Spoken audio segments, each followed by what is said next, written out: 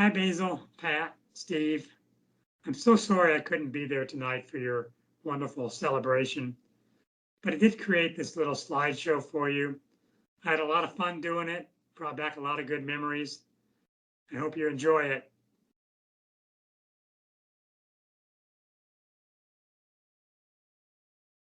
Well, good evening. First of all, I want to express my regrets for not being able to be there in person for such a momentous occasion, and I want to thank Roy for allowing me to do this presentation virtually, something we have all gotten used to over the past 18 months.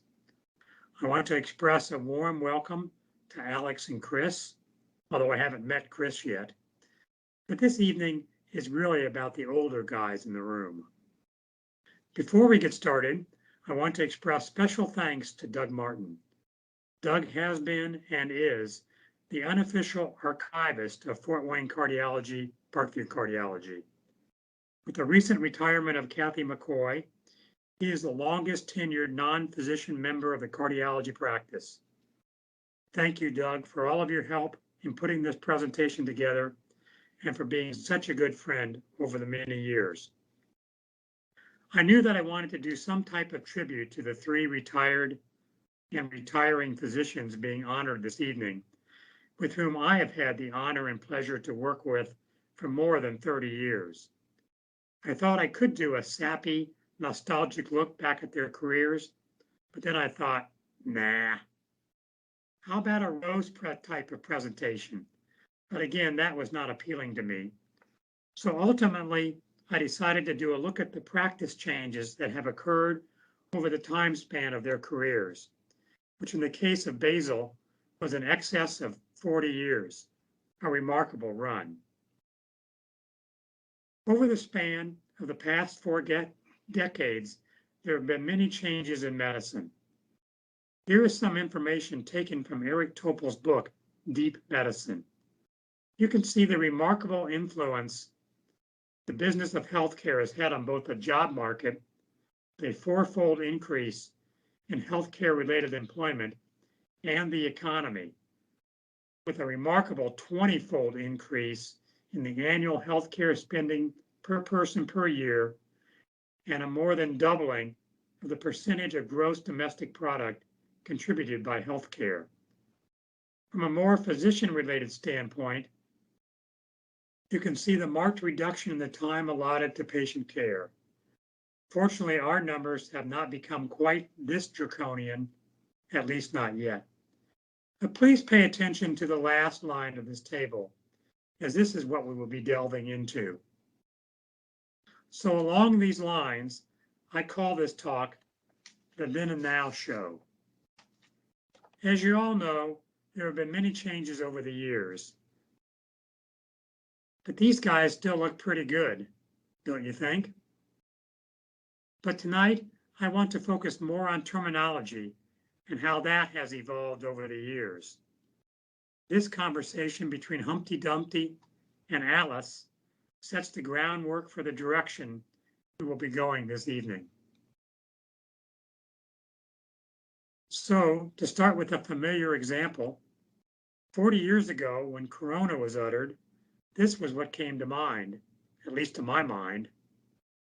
Now, of course, it's a different story. So with that framework, let's move on to more relevant topics for tonight's presentation. Back then, when someone mentioned RV, this is what came up. Traveling down the open highway in your Winnebago or Airstream. Man, it didn't get much better than that.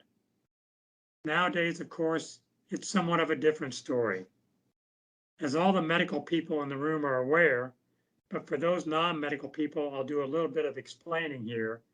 Everything that we do is assigned what is called an RVU, or relative value unit.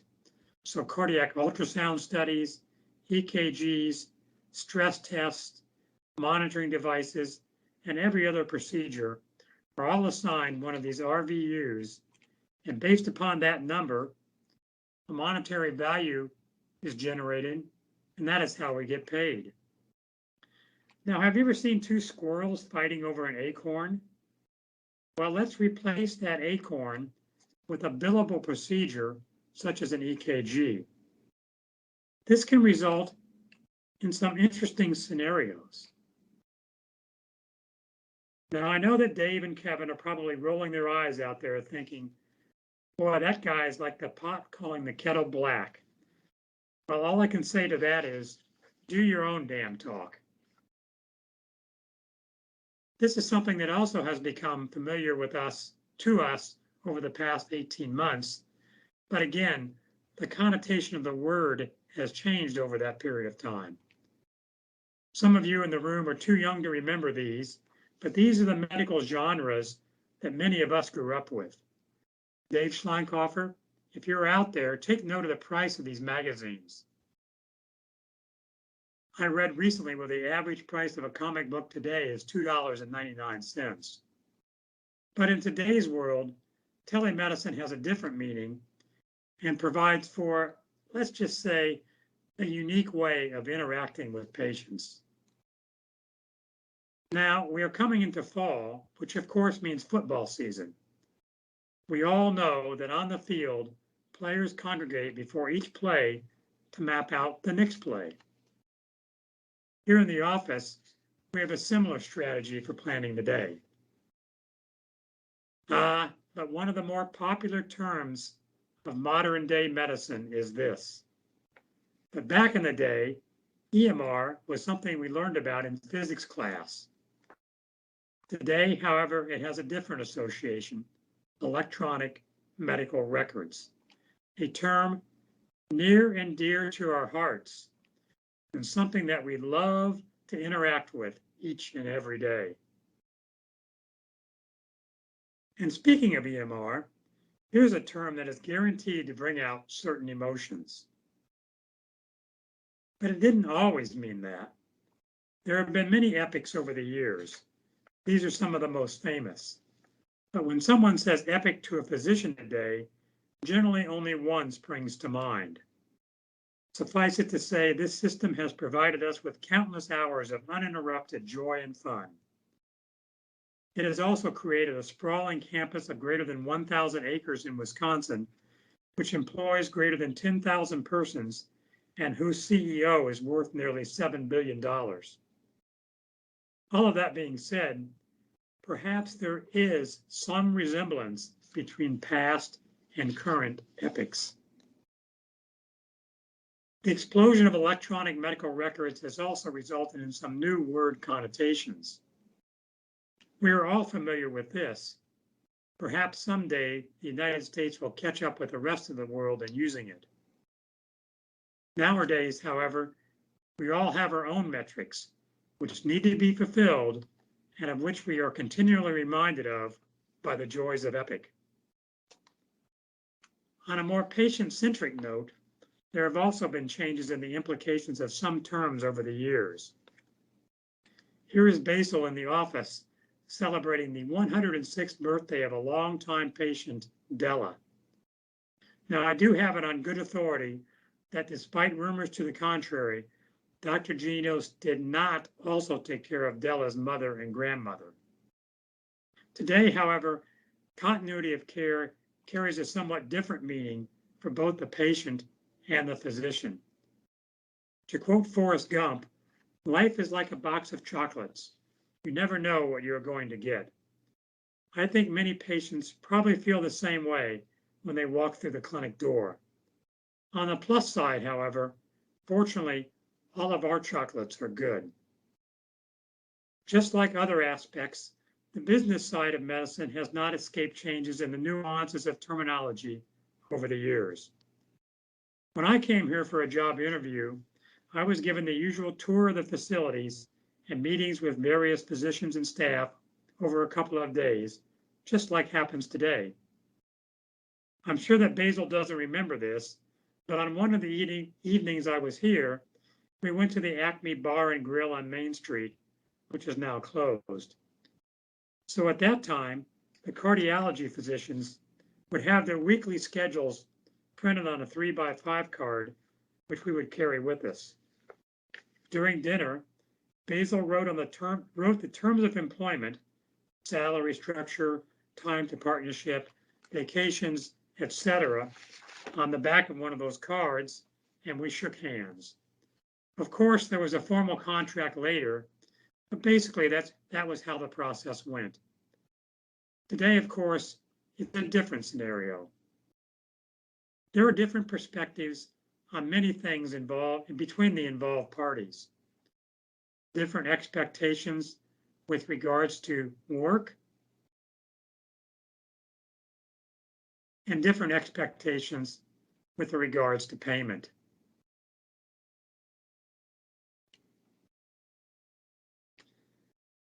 I guess it just depends on your own personal point of view. Finally, how has terminology changed when it relates to people? This is what I would think of 40 years ago when someone referred to A and P.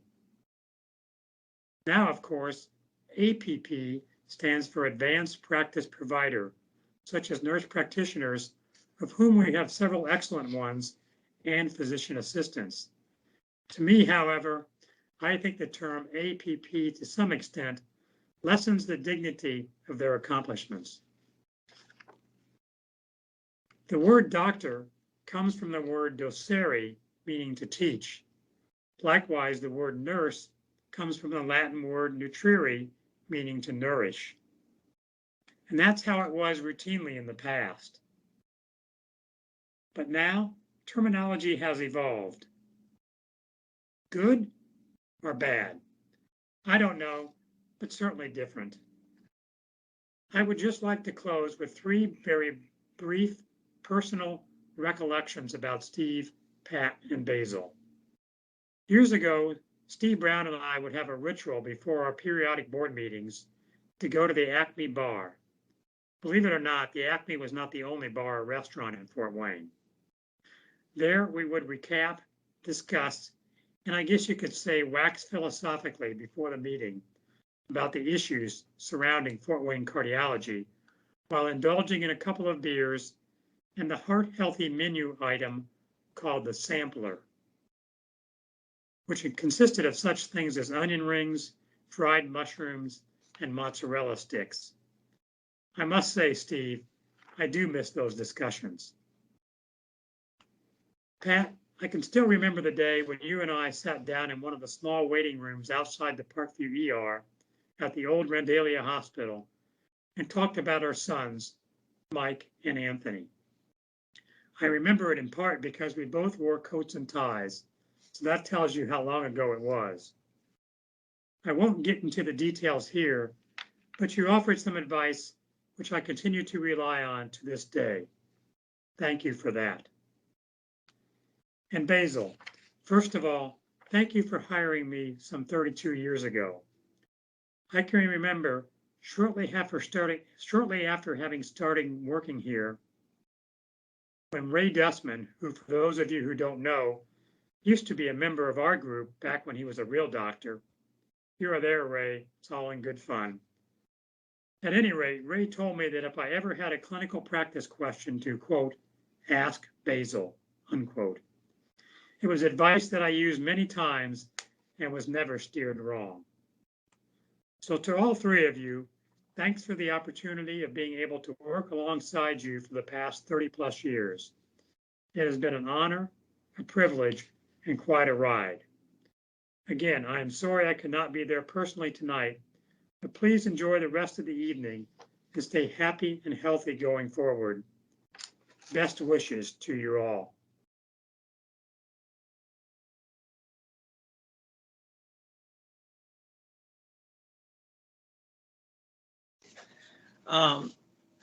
Test. Take 1. This is the first recording. Okay, I've been asked to give a short little toast, perhaps, to our new incoming physicians as well as our retired physicians. Of course, I have lots of prepared comments. I just can't find them right now. So the first thing I want to do is have a very warm welcome to Chris and Emily and Alex and Liz and your families. I hope that you find this practice and Fort Wayne to be a wonderful place to both practice medicine and raised your families. It certainly has been a great place for us. I would like to congratulate or have best wishes still to Pat and Lisa and Basil and Sharon on your, hopefully, the retirement that you are enjoying. They were certainly excellent mentors to me when I first came here, and I hope that they're doing well. As to why I'm not going to be there for this is because, of course, I've been doing what I've been told has been put on my card every time I come to work. And what they forgot to put on my card was actually put on my card by my boss, who happens to be my wife. And I found out that I'm actually going to be on call going to South Bend to staff a new clinic there, where I will be smoozing with 80,000 new patients and referring physicians to bring more business into the group. Because of course, it starts with work and it ends with work, and except it's going to be ending soon for me, of which I'm looking forward to. So this has been a great place to practice. I appreciate all the help that I've had throughout the years from all of you, and I wish you the very best. And just a shout out to Basil for, as my father would say, a job well done. Excuse me, a job well done with regards to starting a great group, and this still is the premier cardiology group in the area. Cheers. Oh, and one last thing, Jim Hager at my initial dinner ordered a very expensive bottle of port, took one drink out of it, and then he put some foil over the top of it and took it home. So the precedent's been set. I would actually encourage all of you to take a bottle of wine home with you. Best wishes.